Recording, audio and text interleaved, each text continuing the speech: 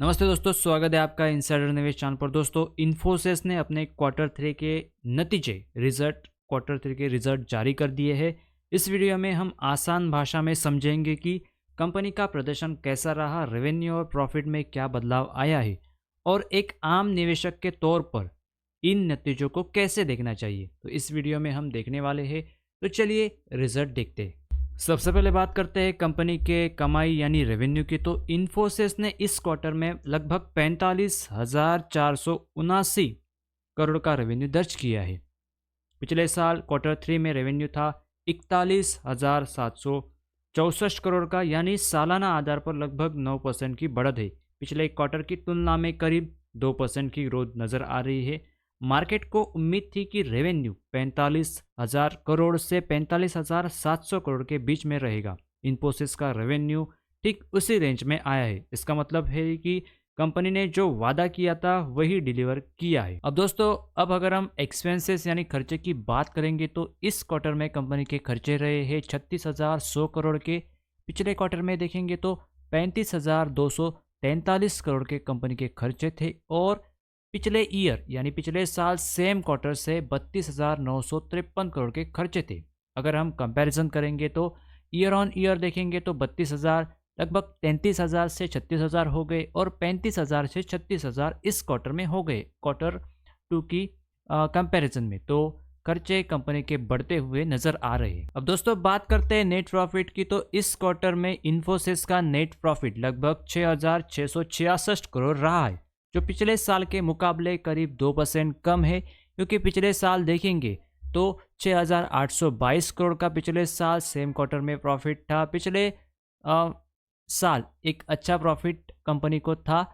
पिछले क्वार्टर में देखेंगे तो 7,375 का था और इस क्वार्टर में 6,666, यानी ईयर ऑन ईयर और क्वार्टर ऑन क्वार्टर प्रॉफिट घटा है। यह गिरावट पहली नज़र में चिंता पैदा कर सकती है, लेकिन इसका कारण समझना बहुत ज़रूरी है। कंपनी को इस क्वार्टर में लगभग 1,290 करोड़ का एक एक्सपेक्टेशनल लॉस हुआ है, जो मुख्य रूप से लेबर कॉस्ट से जुड़ा हुआ। यह कोई रोज होने वाला नुकसान नहीं है, बल्कि एक वन टाइम एडजस्टमेंट है। इसलिए ये जो नेट प्रॉफिट कम दिख रहा है उसकी वजह एक एक्सपेक्टेशनल आइटम है। अब दोस्तों, ईपीएस यानी अर्निंग पर शेयर की बात करेंगे तो इस क्वार्टर में ईपीएस था 16 रुपये 17 पैसे।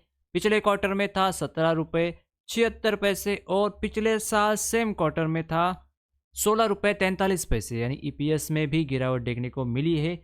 लेकिन दोस्तों, इससे शॉर्ट टर्म प्रेशर जरूर दिख सकता है, लेकिन लॉन्ग टर्म बिजनेस पर इसका असर सीमित माना जा रहा है। अब अगर हम फाइनल कंक्लूजन की बात करेंगे तो रेवेन्यू में स्थिर ग्रोथ है, ऑपरेटिंग प्रॉफिट मजबूत है, नेट प्रॉफिट पर वन टाइम खर्च का असर है, मार्जिन में थोड़ी गिरावट है। कुल मिलाकर इन्फोसिस का प्रदर्शन ना बहुत अच्छा है ना बहुत खराब कहा जा सकता है। आने वाले समय में शेयर की दिशा इस पर निर्भर करेगी कि मैनेजमेंट का आउटलुक कैसा रहेगा, आईटी सेक्टर की स्थिति कैसी होने वाली है और ग्लोबल डिमांड की वजह से क्या इस कंपनी पर इस रिजल्ट का असर पड़ेगा। अब ये देखना होगा कि मार्केट इस रिजल्ट को कैसे रिएक्ट करता है। अब दोस्तों, अब अगर हम इन्फोसिस का एडीआर देखेंगे तो लगभग 8% ऊपर है, यानी एडीआर में एक पॉजिटिवनेस आई है।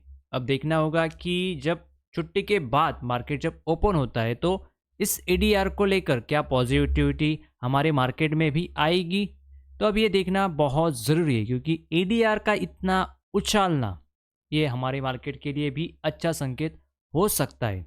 तो दोस्तों, ये थी आज की वीडियो। आई होप आपको ये वीडियो कुछ इन्फॉर्मेटिव वैल्यूबल लगी। तो चैनल को सब्सक्राइब, वीडियो को लाइक और अपने दोस्तों के साथ शेयर करें, ताकि यह जानकारी ज़्यादा से ज़्यादा लोगों तक पहुंच सके। मिलते हैं किसी नेक्स्ट अपडेट के साथ, तब तक के लिए धन्यवाद।